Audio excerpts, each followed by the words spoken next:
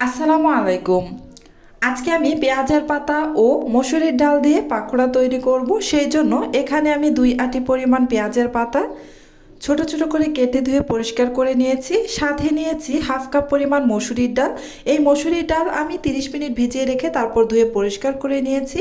এবার দিয়ে দিলাম এখানে পর্যাপ্ত পরিমাণ চাউলের গুঁড়া, হাফ চা চামচ পরিমাণ জিরা বাটা, হাফ চা চামচ পরিমাণ ধনিয়ার গুঁড়া, হাফ চা চামচ পরিমাণ হলুদের গুঁড়া, 1 চা চামচ পরিমাণ মরিচের গুঁড়া, স্বাদ মতো লবণ।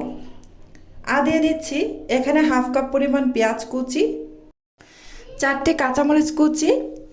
এবার সমস্ত কিছু একসাথে খুব ভালোভাবে মেখে নিব।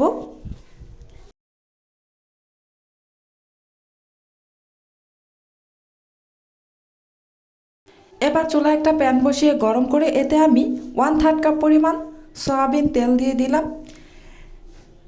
এই পাকোড়াগুলোকে ভাজার জন্য খুব বেশি তেলের প্রয়োজন নেই। তেলটা গরম হয়ে গিয়েছে, এবার আমি এতে বেশ কিছু পাকোড়া দিয়ে দিচ্ছি। চুলার আঁচ মিডিয়ামে রেখে উল্টে পাল্টে পাকোড়াগুলোকে আমি মুচমুচে করে ভেজে নিব। চুলার আঁচ অবশ্যই মিডিয়ামে রেখে তারপর পাকোড়াগুলোকে ভেজে নেবেন। এতে করে পাকোড়াগুলো খুব বেশি মুচমুচে হবে আর খেতে অনেক অনেক ভালো লাগবে।